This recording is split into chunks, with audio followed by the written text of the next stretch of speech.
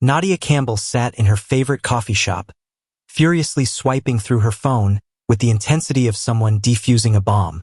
Left, left, left, super like, left.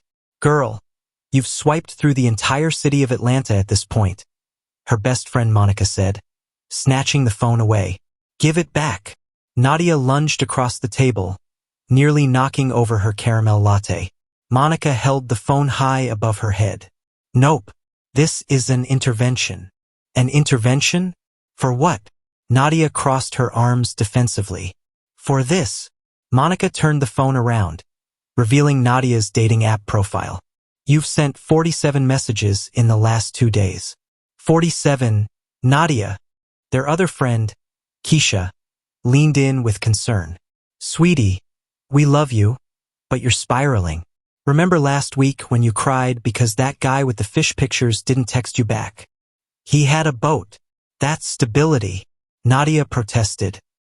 He had a kayak and it was inflatable, Monica deadpanned. Nadia slumped in her chair. She knew they were right. At 29, she'd spent the last 3 years obsessively searching for love. Every failed date felt like a personal rejection. Every unanswered message felt like proof she wasn't enough. She tried everything, new hairstyles, new clothes, personality quizzes to optimize her dating profile. Nothing worked. I just want what everyone else has, Nadia said quietly. Is that so wrong? No, but you're looking so hard that you can't see straight, Keisha said gently. You're matching with guys who aren't even in the same state. Long distance can work. Nadia! Both friends shouted in unison. Monica set the phone down and leaned forward with a serious expression. I have a proposition. A bet, actually. I'm listening, Nadia said suspiciously. 3 months. No dating apps. No blind dates. No accidentally showing up where single men might be. You focus on yourself, your painting, your career, your friends. Anything but chasing men. Nadia's eyes widened. 3 months? That's a quarter of a year. What if my soulmate walks into a bar during those 3 months and I miss him? Then he wasn't your soulmate, Keisha said. Real talk? If you can't be happy alone for 3 months, you won't be happy with someone else either. And what do I get if I win this bet? Nadia asked. Monica grinned. If you make it 3 months, we'll pay for that art studio space you've been wanting. The one in Midtown. Nadia's breath caught. That studio was $800 a month, way out of her budget as a graphic designer. She'd been dreaming about having a real space to work on her paintings instead of her cramped apartment. And if I lose? You have to admit you have a problem and go to therapy, Monica said firmly. Real therapy, not just reading self-help books. Nadia bit her lip. 3 months seemed impossible. But that studio. Fine, she said, extending her hand. You have a bet. As they shook on it, Nadia felt a strange mix of terror and relief. 3 months without the constant anxiety of dating apps. 3 months without analyzing every text message. Maybe this wouldn't be so bad. She had no idea how wrong she was. Day 1 of the bet started with Nadia deleting all her dating apps. Each one felt like cutting off a limb. Bumble, gone. Hinge, deleted. Even Farmers Only, which she downloaded in a moment of desperation. Now what? She muttered to herself, staring at her suddenly empty phone. Monica had suggested she use the time to focus on fitness. Get those endorphins naturally instead of from male attention, she'd said with a smirk. So Nadia found herself standing outside Elite Fitness, a trendy gym near her apartment that she'd passed 1,000 times but never entered. The floor-to-ceiling windows revealed rows of treadmills, weight machines, and intimidatingly fit people. I can do this, she whispered, pushing through the doors. The gym was more overwhelming than she'd expected. Electronic music pounded through speakers. Beautiful people in matching athletic wear glided from machine to machine like they were born there. Nadia, in her old college t-shirt and Target leggings, felt completely out of place. She headed straight for the treadmills in the back corner, the least intimidating option. She could walk, maybe jog a little, and avoid human interaction entirely. Perfect. She stepped onto the treadmill and pressed start, immediately stumbling as the belt began moving. A few people glanced over, and Nadia felt her face heat with embarrassment. She gripped the handles and found her rhythm, focusing on the TV screen mounted above showing some morning talk show. 15 minutes in, she was starting to feel proud of herself. She was doing it. She was being healthy and independent and not thinking about men at all, and that's when she saw him. In the mirror across from the treadmills, she caught sight of someone at the weight rack. A Korean man, probably in his early 30s, with dark hair and an athletic build. He was doing bicep curls with perfect form, completely focused on his workout. Nadia told herself to look away. The bet, the 3 months, focus on yourself. But her eyes kept drifting back to the mirror. There was something captivating about his concentration, the way he moved with quiet confidence. He wasn't showing off or grunting loudly like some of the other gym-goers. He was just present. "Stop it," she muttered to herself, increasing the treadmill speed to distract herself. Too fast. Her feet couldn't keep up with the sudden change. She stumbled, grabbed for the handle, missed, and went flying backward off the treadmill. She landed hard on the gym floor with a loud thud that somehow cut through the music. The treadmill kept running, her water bottle rolling across the floor. "Oh my God, are you okay?" Nadia looked up to find the Korean man crouching beside her, concern etched across his handsome face. Up close, she could see he had kind eyes and a small scar above his left eyebrow. "I'm fine," she squeaked, mortified. "Just testing gravity. Still works." He smiled, a genuine smile that reached his eyes. "Let me help you up." He extended his hand, and Nadia took it, trying not to notice how strong and warm his grip was. As he pulled her to her feet, she became acutely aware that half the gym was staring at her. "First day?" he asked gently, hitting the stop button on her rogue treadmill. "Is it that obvious?" "Only because I did the exact same thing my first week here," he said. "Except I also knocked over an entire rack of dumbbells. You're doing great comparatively." Nadia laughed despite her embarrassment.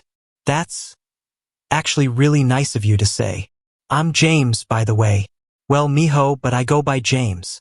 He retrieved her water bottle and handed it to her. "Nadia." She took the bottle, their fingers brushing briefly. "Nice to meet you, Nadia. Word of advice? Start slower on the treadmills. And maybe try the elliptical, harder to fall off." "Noted," she said, smiling. James gave her a small wave and headed back to the weight rack. Nadia stood there for a moment, heart pounding, and not from the treadmill incident. No, absolutely not. Day 1 of the bet, and she was already getting distracted by a man. A really attractive, kind man who had a nice smile and strong hands and, "Stop it," she said out loud, causing a woman on a nearby exercise bike to give her a strange look. Nadia grabbed her things and practically ran to the locker room. This was fine. She'd just go to the gym at a different time, or find a different gym, or take up swimming. Anything to avoid temptation. The bet had barely started, and she was already in trouble. For the next week, Nadia successfully avoided the gym entirely. Instead, she threw herself into her art. She set up a makeshift studio in her living room, pushing her couch against the wall and laying down drop cloths. Canvas after canvas emerged, abstract pieces in blues and purples that Monica said looked angry but in a productive way. "See," Monica said during a FaceTime call watching Nadia paint. "You don't need dating apps. You need creative outlets." Yeah, Nadia muttered, adding a splash of crimson to her current piece. She didn't mention that she'd been thinking about James every single day. The way he'd helped her up, his kind smile, the fact that she'd memorized the scar above his eyebrow from a 30-second interaction. She was being ridiculous. On day 10 of the bet, Nadia's building's fire alarm went off at 6 a.m. She stumbled out of bed, grabbed her robe, and joined the stream of annoyed residents filing down the stairs and into the parking lot. "False alarm," the building manager announced. "Somebody burned toast on the 3rd floor. You can all go back inside in a few minutes." Nadia stood there half asleep, her bonnet still on, when she heard a familiar voice. "Nadia?" She turned, and her heart stopped. James stood a few feet away, wearing sweatpants and a hoodie, looking equally disheveled and somehow still attractive. "James? You live here?" "Fourth floor," he said, walking over. "I moved in 2 months ago." "Small world." "Too small," Nadia muttered. "What?" "Nothing." I said, too wild?" "That we're neighbors." James laughed. "Yeah, pretty wild. Hey, I haven't seen you at the gym lately. Hope that treadmill didn't scare you off permanently." "No, I've just been busy. With work. And stuff." Nadia pulled her robe tighter, suddenly very aware that she was in pajamas and a bonnet while having a conversation with the man she'd been trying not to think about. "That's good. I was worried you gave up on fitness entirely." He smiled. "Elite fitness isn't the friendliest place for beginners. If you ever want some tips or a workout partner, I'm usually there around 6 p.m. Was he asking her to work out with him, or just being nice? Nadia's brain, already foggy from lack of sleep, couldn't compute. "That's nice of you to offer," she said carefully. "All clear," the building manager shouted. "Everyone back inside. Guess I'll see you around," James said. "Nice bonnet, by the way. My mom has the same one." Nadia watched him walk away, unsure if that last comment was sweet or mortifying. Probably both. Back in her apartment, she immediately called Monica. "He lives in my building," she said without preamble. "Who?" "The gym guy. James. He lives on the 4th floor. Monica was quiet for a moment. "Okay. And, Monica, I can't avoid him. We're neighbors. He asked me to work out with him. So I'm trying to focus on myself for 3 months. Remember? Your stupid bet." "The bet is no dating apps and no chasing men," Monica said calmly. "If a nice guy happens to be neighborly, that's not the same thing. You can have conversations with men, Nadia. You're not becoming a nun." "But what if I start obsessing over him like I do with everyone else?" Monica sighed. "Then you lose the bet and we all learn something. But maybe, and hear me out, maybe you could just be friendly with a guy without planning your wedding." "I don't plan weddings," Nadia protested.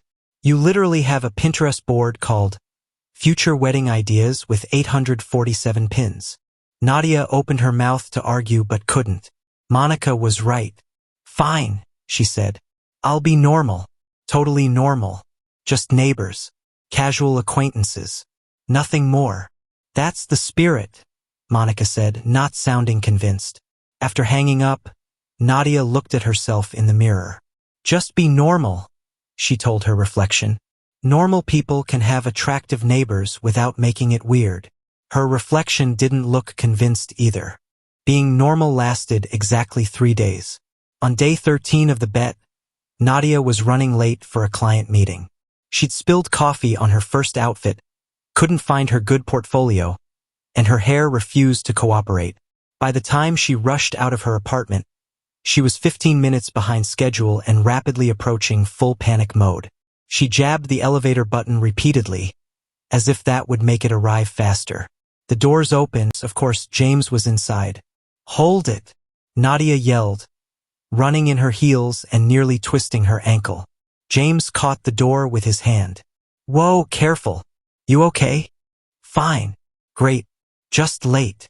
Nadia stumbled into the elevator, breathless and sweaty. So much for being attractive and mysterious.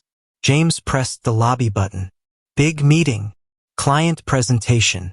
I'm a graphic designer and this company wants a whole rebrand, and I spent 3 weeks on mock-ups, and if I'm late, they'll think I'm unprofessional and..." She stopped, realizing she was rambling. "Sorry. I'm stressed." "I can tell," James said with a kind smile. "You've got your shirt on inside out." Nadia looked down in horror. Sure enough, the tag was clearly visible at her neckline, and the seams were exposed. "Oh my God," she whispered, feeling tears prick her eyes. "This day can't get worse." "Hey, it's okay," James said quickly. He shrugged off his jacket, a nice gray blazer, and held it out. "Here, put this on. It'll cover the shirt, and you'll look like you planned it." "I can't take your jacket." "Sure you can. I'm just going to a coffee shop to work on my laptop. I don't need to impress anyone. The elevator reached the lobby. Nadia hesitated, then took the jacket. It was warm from his body heat and smelled faintly of cedar and something clean. "Thank you," she said, putting it on. It was too big, but in a way that actually looked intentional, oversized and stylish. "You look great," James said. "Go kill that presentation. I'll get this back to you, I promise." "I'm in 403, he called as she rushed toward the parking garage. "Whenever." Nadia made it to her meeting with 2 minutes to spare. The client loved her designs. She got the contract, and she spent the entire time acutely aware that she was wearing James's jacket. That evening, she stood outside apartment 403 with the jacket freshly dry cleaned and a box of fancy chocolates she'd picked up as a thank you. Her hand hovered over the doorbell. "This is just being a good neighbor," she told herself. "Nothing weird about thanking someone." She rang the bell. James opened the door, wearing glasses and a t-shirt with a Korean drama character on it. He looked comfortable and domestic, and Nadia's heart did a little flip. "Hey, how'd the meeting go?" "Really well, actually. I got the contract." She held out the jacket and chocolates. "Thank you so much. You really saved me." "You didn't have to get these," James said, taking the chocolates and examining them. "But I'm not going to say no to expensive chocolate. Come in for a second." Nadia knew she should say no. Keep boundaries. Stay focused on the bet. "Sure," she heard herself say. James's apartment was neat and minimalist, the opposite of her cluttered space. A gaming setup dominated one corner, and the walls were decorated with framed Korean movie posters. The kitchen was open concept, and something delicious was simmering on the stove. "Are you cooking?" Nadia asked. "Kimchi jjigae, Korean stew. It's my comfort food." He stirred the pot. "I always make too much. You interested?" "I shouldn't intrude." "You're not intruding. I literally have enough for 4 people. Besides, you can tell me about your designs. I'm curious about what warranted the panic." 20 minutes later, Nadia found herself sitting at James's small dining table, eating the most delicious stew she'd ever tasted, telling him about her career and her dreams of being a fine artist instead of just doing commercial work. "Why not do both?" James asked. "I'm a software developer, but I also stream video games. Different creative outlets for different parts of my brain." "You're a streamer? Like on Twitch?" "Yeah, nothing huge. Maybe 500 regular viewers. But it's fun, and it pays for hobbies." He smiled. "My mom thinks it's a waste of time, but she's old school." "Is she in Korea?" "She's actually in Virginia with my dad. They moved here when I was 10.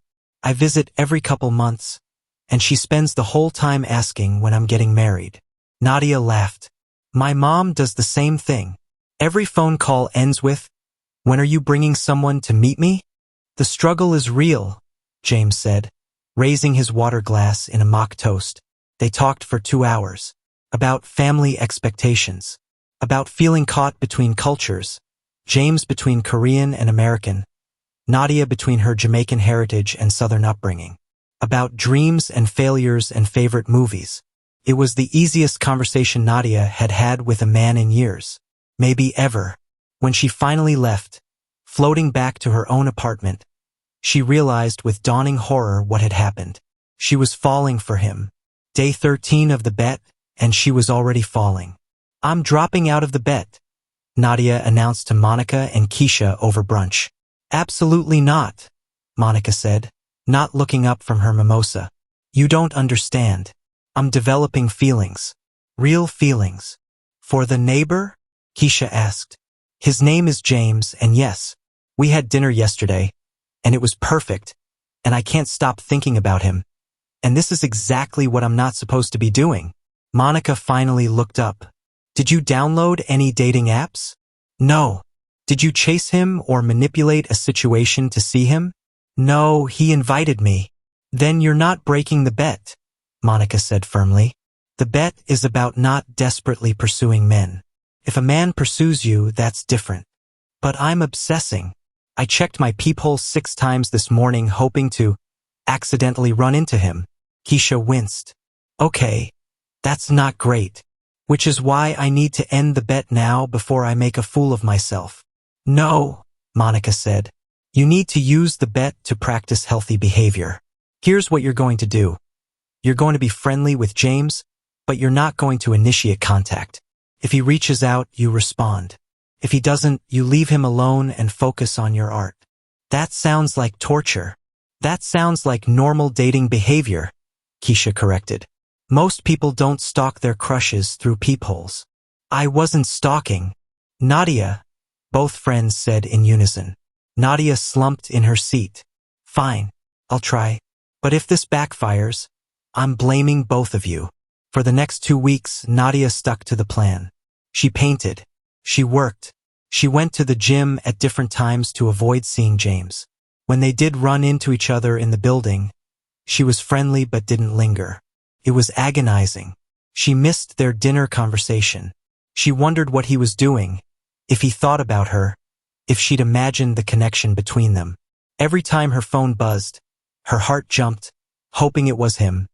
But it never was. This is good, Monica said during one of their check-ins. You're learning patience. I'm learning misery, Nadia corrected. But something strange was happening. Without the constant anxiety of chasing men on dating apps, Nadia's art was flourishing.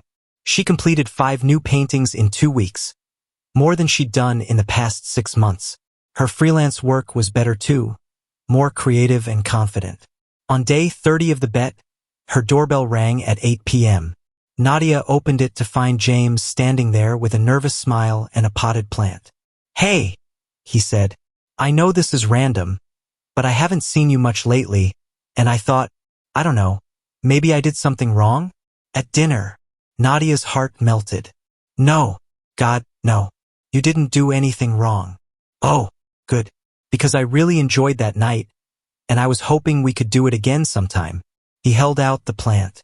This is a peace offering, even though I apparently didn't need one. It's a succulent. Hard to kill. I figured with your art and everything, you might like something low maintenance and pretty. Nadia took the plant, her hands shaking slightly. I'd love to have dinner again. Yeah. James's smile widened. How about tomorrow? There's this Korean barbecue place I've been wanting to try. Tomorrow's perfect. After he left, Nadia immediately called Monica. He asked me out. Like, officially. And you didn't chase him, Monica said smugly. You let him come to you. See? The bet is working. I guess it is, Nadia admitted, looking at the succulent. James was right, it was pretty, and she loved that he thought about what she'd like. Maybe, just maybe, this was what healthy looked like. Nadia changed her outfit 7 times before the date. Too casual. Too formal. Too trying too hard. She finally settled on jeans and an emerald green wrap top that Monica had once said made her glow. James picked her up at 7, and they drove to the restaurant in his car.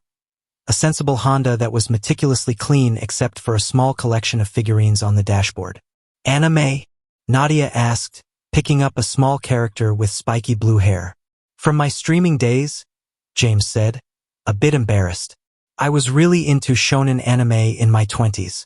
Still am, if I'm honest. I used to watch Sailor Moon religiously as a kid, Nadia said. My mom thought I was going to grow out of it, but I still have all the DVDs. Sailor Moon is a classic, James said seriously. No shame in that. The Korean barbecue restaurant was bustling and warm, filled with the sizzle of meat on grills and the chatter of families. James clearly knew the owner, who greeted him in Korean with a huge hug. This is Nadia, James said, switching to English. Nadia, this is Mrs. Kim. She's basically my second mom.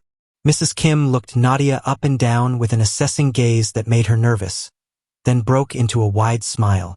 Very pretty. You eat Korean food before? A little, Nadia said. James made me kimchi jjigae, and it was amazing. Ah, he cooks for you. This is good sign. Mrs. Kim winked at James, who looked mortified, then led them to a table. Over galbi and banchan, Nadia and James fell into easy conversation again. He told her about growing up between 2 cultures, never feeling fully Korean or fully American. She told him about being a dark-skinned black woman in the South, about the colorism she'd faced even within her own community. People used to tell my mom she should have mixed me with something, Nadia said quietly. Like I wasn't good enough as I was. James reached across the table and squeezed her hand. Those people were idiots. You're beautiful. Nadia felt tears prick her eyes. It wasn't just what he said, it was how he said it. Matter of fact. True. Thank you, she whispered. They talked until the restaurant was closing, until Mrs. Kim started giving them pointed looks and James finally laughed and paid the bill. In the car, James didn't start the engine right away. I have a confession, he said. Nadia's stomach dropped. Okay. I've been wanting to ask you out since the treadmill incident, he said. But I wasn't sure if you were interested. You seemed like you were avoiding me for a while. I was, Nadia admitted. But not because of you. Because of me. I have this habit of getting too intense too fast. I'm trying to be better about it. Too intense how? Nadia took a deep breath. I plan entire futures with guys after one good date. I obsess over text messages. I've scared off every man I've dated for the past 3 years because I come on too strong. She looked down at her hands. My friends bet me I couldn't go 3 months without chasing men. I'm on day 31. James was quiet for a moment, and Nadia braced herself for him to make an excuse and leave. Instead, he laughed. What's funny? She asked, confused. I have a similar problem, James said. Except mine is that I get really distant when I like someone. My ex-girlfriend used to say I was emotionally unavailable. I'd meet someone great and then just shut down, stop texting, cancel plans. It's a defense mechanism from getting hurt. Really? I've been forcing myself to be more open with you, to actually show up. He smiled ruefully. I almost canceled tonight 3 times. Nadia couldn't help but laugh. We're a mess. Yeah, but maybe we're a complementary mess, James said. You push forward, I pull back. Maybe we balance each other out. Or maybe we're a disaster waiting to happen. Also possible, James agreed. But I'd like to find out. If you do.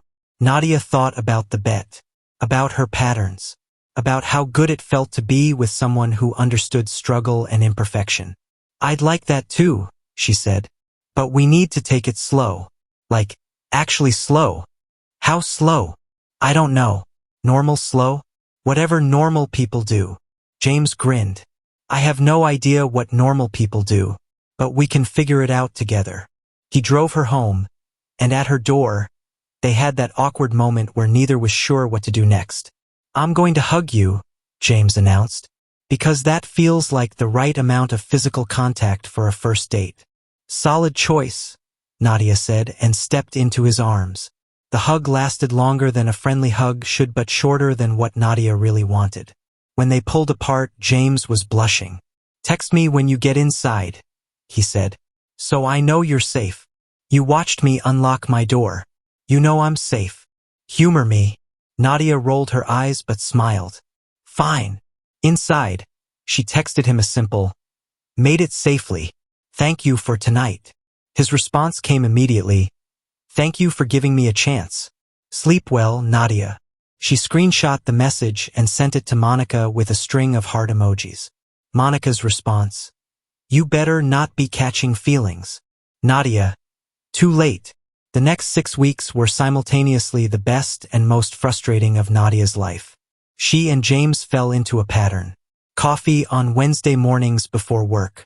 Weekend dinners at different restaurants. Late-night phone calls where they talked about everything and nothing.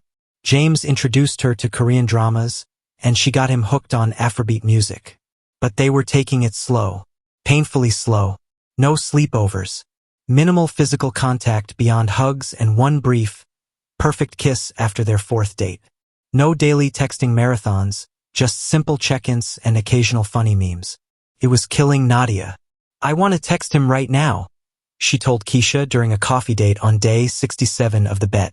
We haven't talked since yesterday afternoon, and I miss him, and I want to know what he's doing. So text him, Keisha said. But what if I'm being too much? What if he needs space? What if I'm falling back into old patterns? Nadia, wanting to talk to someone you're dating is normal. The problem before was that you were doing this with guys who barely knew you existed. James is your boyfriend. Nadia's heart skipped. We haven't actually labeled it. Girl, you've been exclusive for over a month. You've met his friends. He's met Monica. That's a boyfriend. But what if he doesn't see it that way? Keisha sighed. Then maybe you need to have an actual conversation about it instead of assuming the worst. That night, Nadia lay in bed staring at her phone. She typed and deleted 5 different messages to James. Finally, she settled on, "Hey, are you free tomorrow? Want to talk about something?" His response came 20 minutes later. "Sure. Everything okay?" Nadia's anxiety spiked. She'd made it sound serious. Now he probably thought she was breaking up with him or had some terrible news. "Everything's fine. Just want to chat," she sent back, then immediately regretted the exclamation point. Too eager. Too much. "Okay. My place at 7. Perfect." Nadia spent the entire next day rehearsing what she'd say. By the time she stood outside James's apartment, she'd worked herself into a state of pure panic. James opened the door, took one look at her face and said, "You're freaking out. How can you tell? You're doing that thing where you bite your bottom lip and shift your weight from foot to foot." He stepped aside to let her in. "Come on, let's talk." They sat on his couch, the same couch where they'd watched countless movies, where they'd had their first kiss, where Nadia had fallen asleep on his shoulder last week while he played video games. "I've been thinking," Nadia started, then stopped.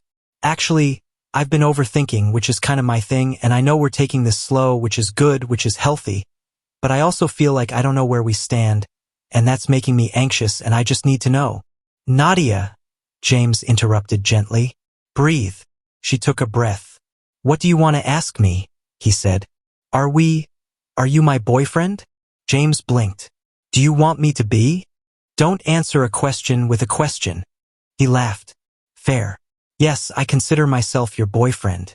I thought that was obvious." "It wasn't," Nadia said, relief and frustration mixing together. "We never talked about it." "You're right. I'm sorry. I assumed, which isn't fair." He took her hand. "Nadia Campbell, will you officially be my girlfriend?" That sounds like a middle school proposal. It does, doesn't it? James grinned. "Should I make a proposal sign? Get down on one knee." "Shut up," Nadia said, but she was smiling. "Yes, obviously yes." "Good. Now that that's settled, I have something to confess too." Nadia's stomach tightened. "What?" "I've been taking it slow because I thought that's what you needed," James said. "But it's been driving me crazy. I want to text you every hour. I want to see you every day. I want to kiss you more than once every 2 weeks. Really? Really? But I didn't want to overwhelm you or make you feel pressured." Nadia started laughing. Real, genuine laughter that came from relief and joy and the absurdity of it all. "What?" James asked, confused. "We're both idiots," Nadia said. "We've been torturing ourselves trying to protect each other." "Yeah," James said slowly. "Yeah, I guess we have been. So maybe," Nadia said, scooting closer to him on the couch, "we could find a middle ground, between my intensity and your distance. Somewhere that feels good for both of us." "I'd like that," James said softly. This kiss was different from their first. Deeper, more certain. It felt like permission to stop holding back so much. When they finally pulled apart, James rested his forehead against hers. "For the record," he said, "you can text me whenever you want. I like hearing from you. Even if it's multiple times a day, even then. As long as you don't get mad if I'm in a meeting and can't respond right away." "Deal," Nadia said. She stayed until midnight, curled up against him while they watched a Korean drama she'd gotten hooked on. When she finally left, James walked her to her door, only 2 floors down but still important. "Same time tomorrow?" he asked. "You're going to get sick of me," Nadia warned. "Doubt it," James said, kissing her forehead. "Good night, girlfriend." "Good night, boyfriend." In her apartment, Nadia realized she had 5 days left on the bet. And for the first time, she wasn't counting down desperately. She was just happy. On day 90 of the bet, Monica and Keisha took Nadia out for a celebratory dinner. "You actually did it," Monica said, raising her glass of wine. 90 days without downloading a single dating app or chasing a man. "Well, technically I have 3 more days," Nadia said. "Don't be modest," Keisha said. "You completely changed your patterns. Even with James, you've been healthy about it." "I don't know about that," Nadia said, thinking about all the times she'd wanted to text him obsessively or show up at his door unannounced. "I still have the urges. I just don't act on them as much." "That's literally what growth is," Monica said. "It's not about never having the thought. It's about choosing different actions." Nadia smiled. "When did you become so wise?" "I've always been wise. You just never listened before." They laughed, and Nadia felt a wave of gratitude for these women who'd loved her enough to challenge her, to make a bet that seemed cruel but was actually kind. "So about that studio space," Nadia said. Monica and Keisha exchanged glances. "What?" Nadia asked, suddenly nervous. "We need to confess something," Keisha said. "We were never actually going to make you go to therapy if you lost." "What? That was the whole bet." "We knew you needed therapy regardless," Monica said. "We were going to suggest it either way. The bet was just to get you to stop the app addiction long enough to see that you could be okay alone." Nadia stared at them. "You manipulated me." "We loved you," Keisha corrected. "There's a difference." "And the studio?" "Oh, that's real," Monica said, pulling out her phone. "We've been saving for months. Keisha and I are going in on it together. We'll cover the first 6 months. After that, you're on your own." Nadia felt tears welling up. "You guys, don't cry," Monica said, though her own eyes were getting misty. "You're our best friend. We want to see you succeed. Not just in love, but in life. The art is part of you," Keisha added. "We should have pushed you toward it years ago instead of letting you get lost in the dating chaos." Nadia reached across the table and grabbed both their hands. "I love you both so much." "We know," Monica said, squeezing back. "Now eat your pasta before it gets cold. And tell us more about James.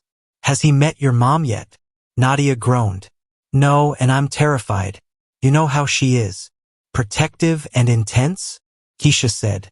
"Wonder where you get it from." They spent the rest of dinner talking and laughing, and Nadia realized this was what she'd been missing while she was so focused on finding romantic love. The friendship love had been there all along, steady and strong. On day 93, 3 days after the bet officially ended, Nadia's mother came to visit Atlanta. Nadia Campbell was a force of nature. At 57, she ran her own catering business in Savannah, sang in the church choir, and had opinions about everything. She'd raised Nadia as a single mother after Nadia's father left when she was 5, and she was fiercely protective of her only daughter. "So," Diane said, settling into Nadia's couch with a cup of tea, "tell me about this man." "His name is James. He's a software developer and a Twitch streamer. He's Korean American, really kind, and we've been dating for about 2 months. Diane's eyebrows rose. "Korean?" "Yes, Mom. And he treats you well?" "Very well. Because you know how some of these men are," Diane continued. "All sweet in the beginning. Then they show their true colors." "Mom, James is not like that. You said that about Marcus too. And David. And that one with the motorcycle. His name was Troy, and you're right. I have terrible judgment," Nadia admitted. "But this is different." "How?" Nadia thought about it. "I'm different. I'm not desperate anymore. I'm not trying to force something that isn't there. James and I, we fit. It's easy. Well, mostly easy. We're both working on our issues." Diane studied her daughter's face. "You do seem happier. Calmer." "I am. Monica and Keisha made me take a break from dating apps, and it helped me see things more clearly."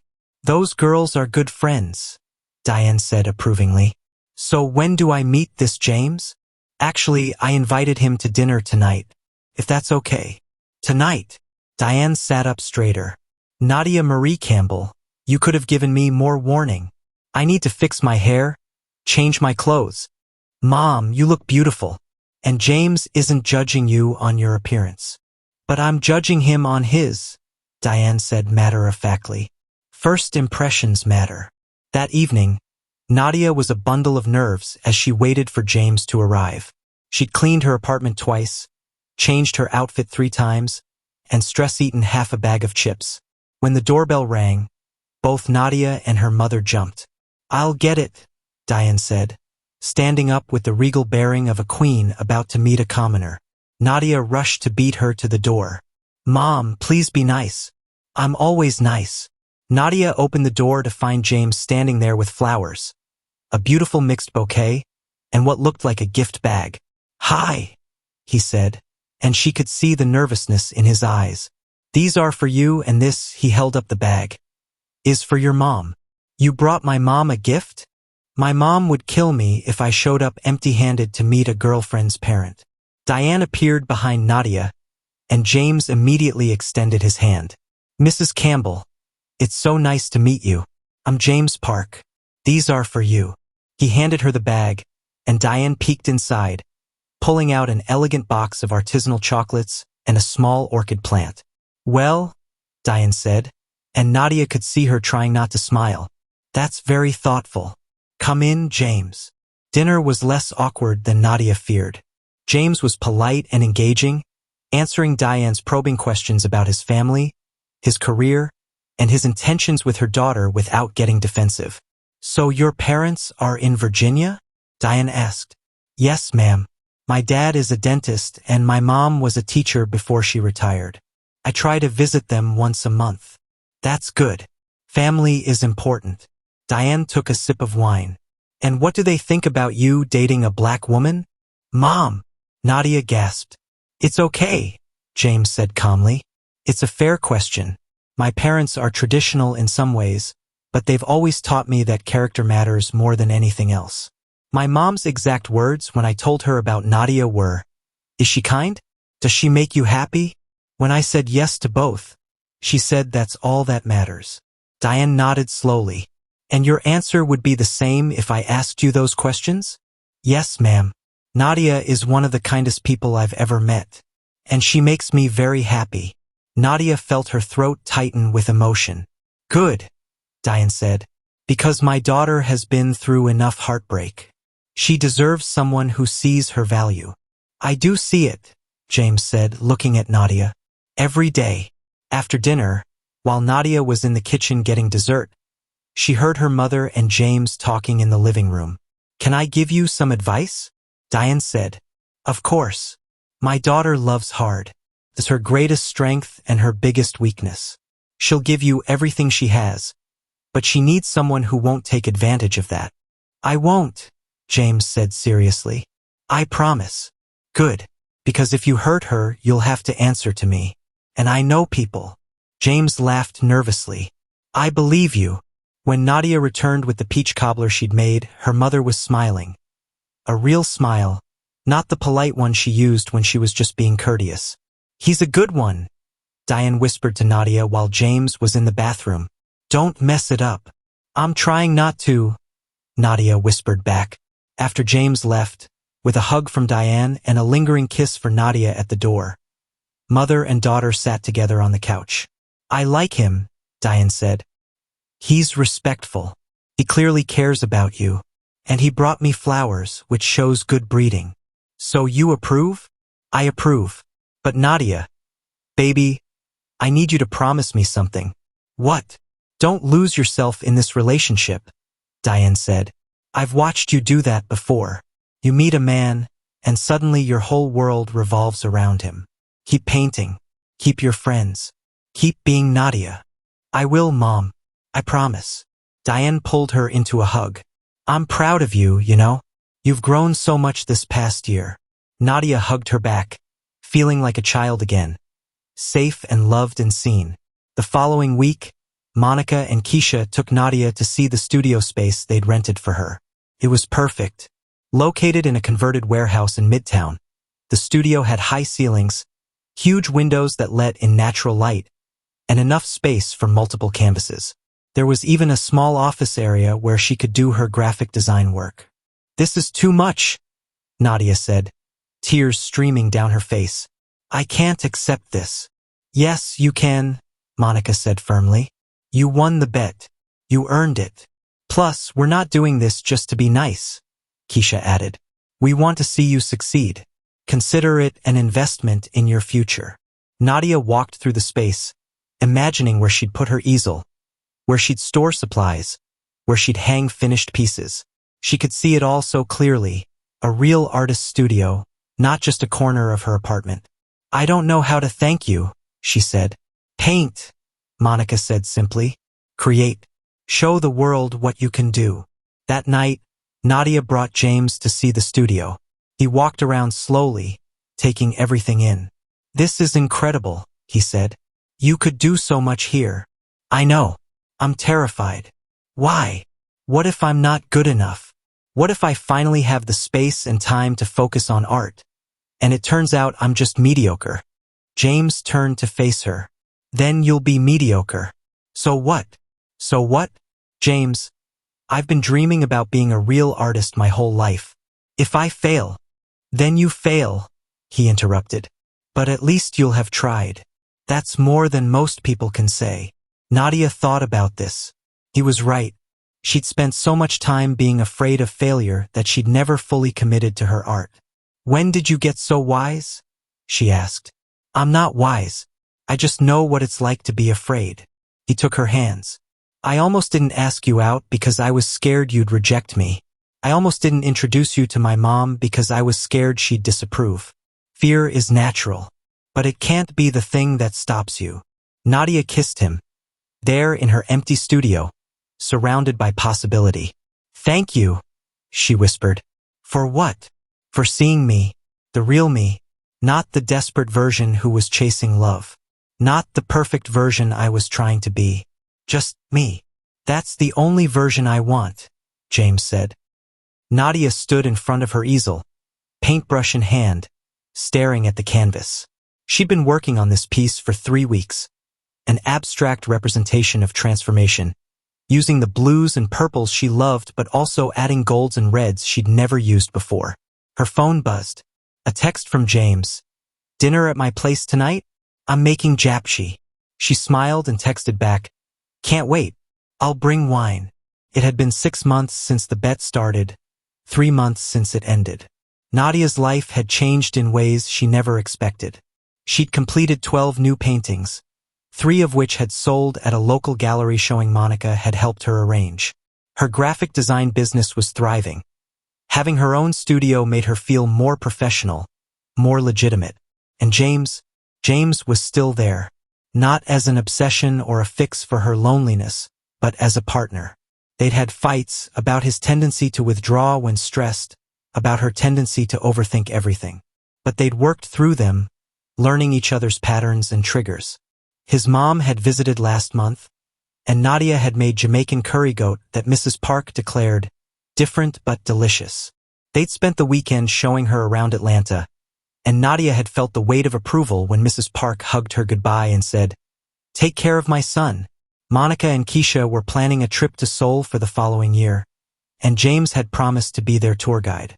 The 4 of them had become a tight unit, double dates and game nights and group chats full of memes. Nadia's mother called every Sunday, always asking about James but also about her art, about her friends, about her life beyond romance. For the first time in years, Nadia felt whole. Not because she had a boyfriend, but because she had herself. She added a stroke of gold to the canvas, stepped back, and smiled. It was coming together. Her phone buzzed again. This time it was a message in the group chat with Monica and Keisha. Monica, "Ladies, I have news." Keisha, "Good news or bad news?" Monica, "Engaged news." Nadia gasped and immediately called her. Marcus finally proposed.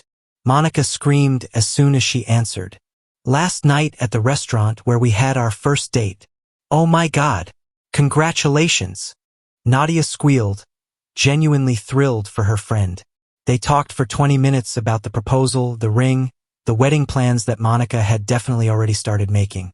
After hanging up, Nadia sat quietly in her studio. A year ago, news of an engagement would have sent her spiraling into depression and jealousy. She would have wondered why everyone else was getting married while she was still alone. Now, she just felt happy for her friend.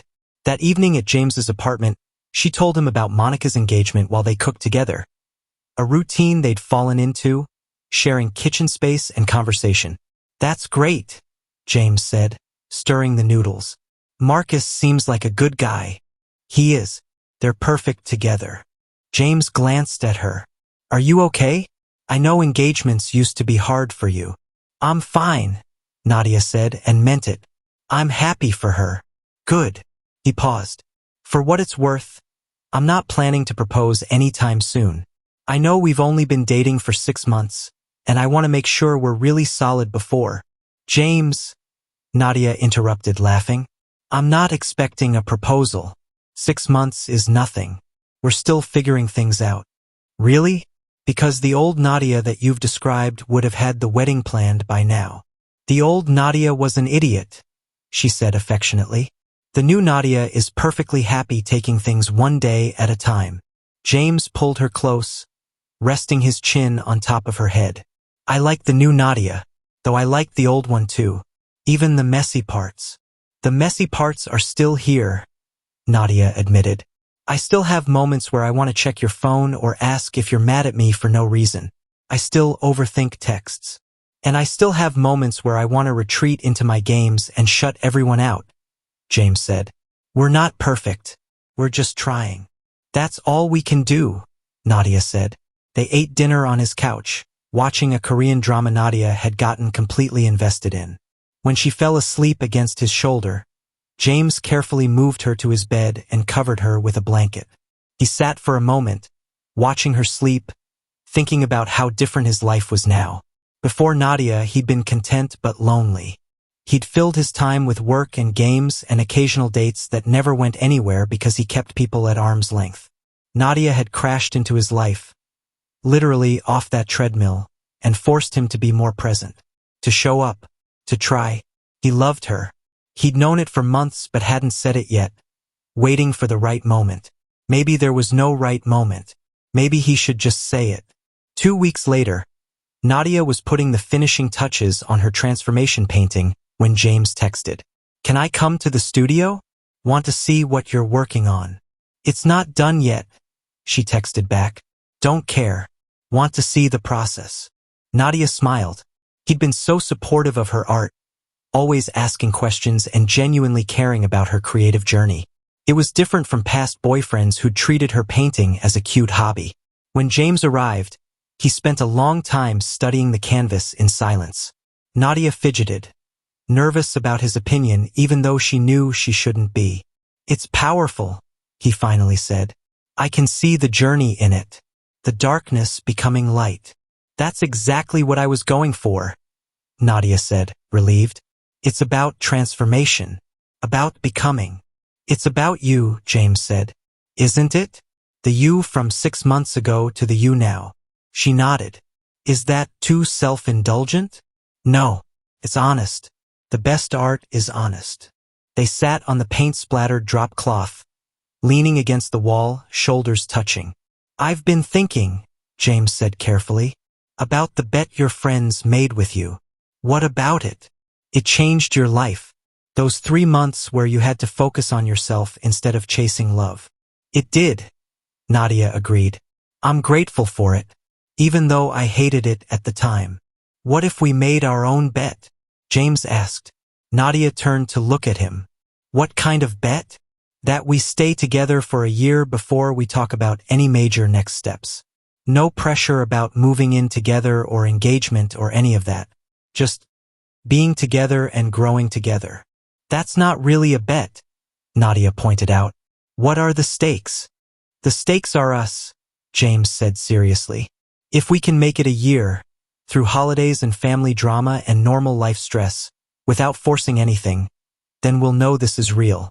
Not just infatuation or convenience." Nadia thought about it. Part of her, the old part, wanted to protest. Why wait? Why not just know now? But the newer, wiser part understood what James was saying. They needed time. Real time. Not the honeymoon phase where everything was perfect, but the messy middle where you see someone's flaws and choose them anyway.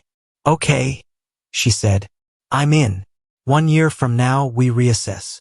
1 year from now, James agreed. They shook on it, then laughed at the formality of the gesture. I should tell you something though, James said, his expression shifting to something more vulnerable. Before we make this bet official. What? I love you. The words hung in the air between them. Nadia's heart hammered in her chest. You don't have to say it back, James continued quickly. I just wanted you to know.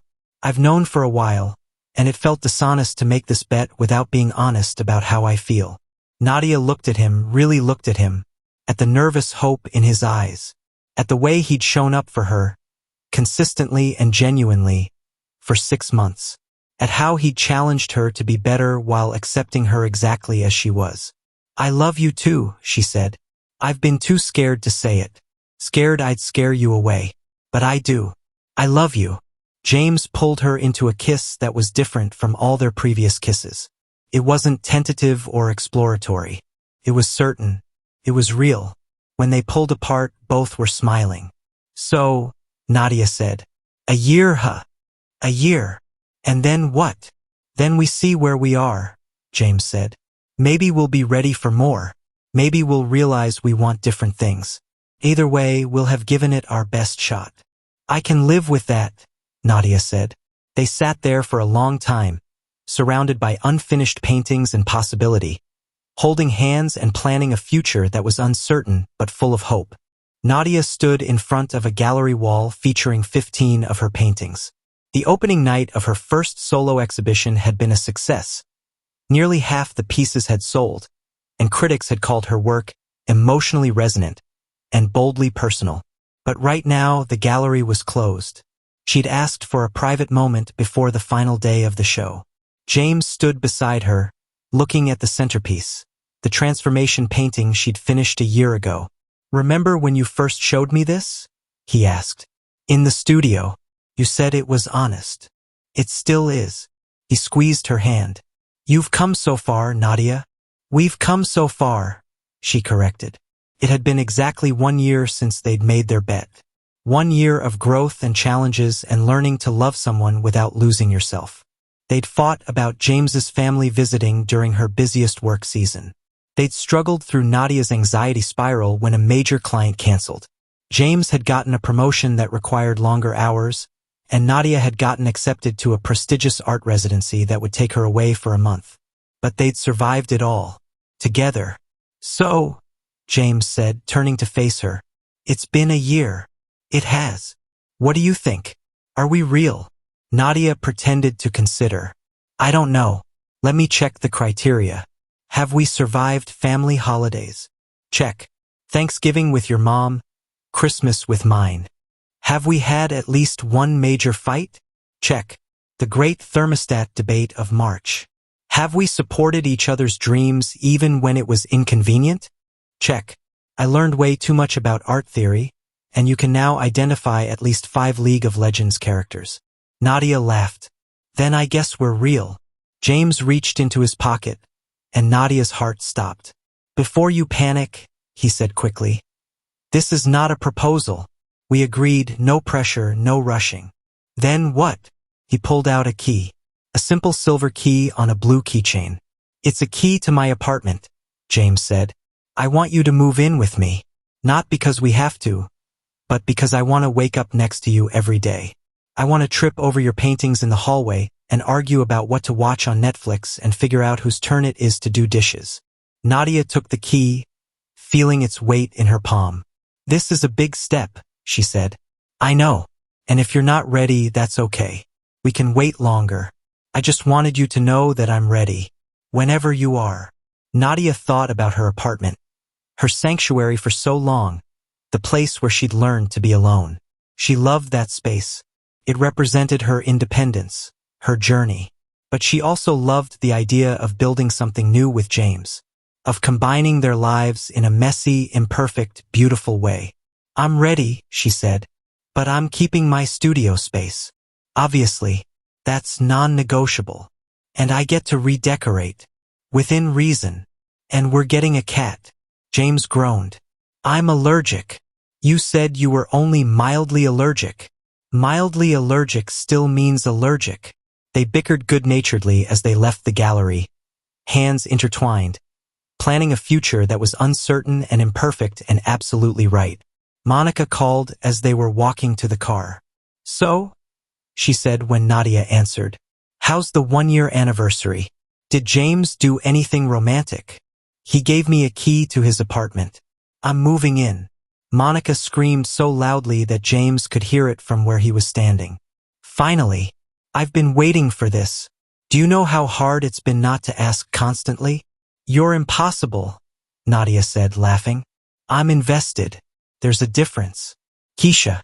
Nadia's moving in with James. Nadia heard Keisha's excited shriek in the background. We need to celebrate, Monica said. Tomorrow night. All of us. Dinner at that Italian place you love. Sounds perfect. After hanging up, Nadia looked at James. You know they're going to make a big deal out of this. I'd be disappointed if they didn't, James said. They're the reason we met, in a way. How do you figure? If they hadn't made that bet with you, you wouldn't have been at the gym trying to avoid dating. You wouldn't have fallen off that treadmill. I wouldn't have had an excuse to talk to you. Nadia considered this. So really, I owe my entire relationship to a combination of my friend's tough love and my own clumsiness. Sounds about right. They reached the car, but before getting in, Nadia stopped and turned to James. Thank you, she said. For what? For being patient with me. For letting me figure things out at my own pace. For not running away when you saw all my messy, complicated parts. Your messy, complicated parts are my favorite parts, James said. Well, except maybe the part where you leave coffee cups all over my apartment. Our apartment, Nadia corrected. Our apartment, James agreed, smiling. They drove home, to what would soon be their shared home, through the Atlanta streets, past the coffee shop where the bet had been made, past the gym where they'd first met, past all the places that had shaped their story. Nadia thought about the girl she'd been a year ago, desperate, lonely, convinced that love was something you had to chase and capture before it slipped away. She'd been so wrong. Love wasn't something you chased. It was something you built, slowly, patiently, with trust and communication and the willingness to show up even when it was hard. The bet had taught her that. James had reinforced it. But ultimately, she'd had to learn it herself. As they pulled into the parking lot of James's, their apartment building, Nadia felt a sense of peace she'd never experienced before. Not the peace of having everything figured out, but the peace of knowing she was on the right path. Ready to start packing? James asked. Ready, Nadia said, and she was. Ready for the next chapter. Ready for the challenges and joys of living with someone. Ready for whatever came next. Because for the first time in her life, she wasn't afraid of the future. She was excited about it. The bet was over. But the real adventure was just beginning. The end. Thank you for watching. If you enjoyed the story, please don't forget to give us a thumbs up, subscribe, and share to others. Also leave a comment to share your thought about the story.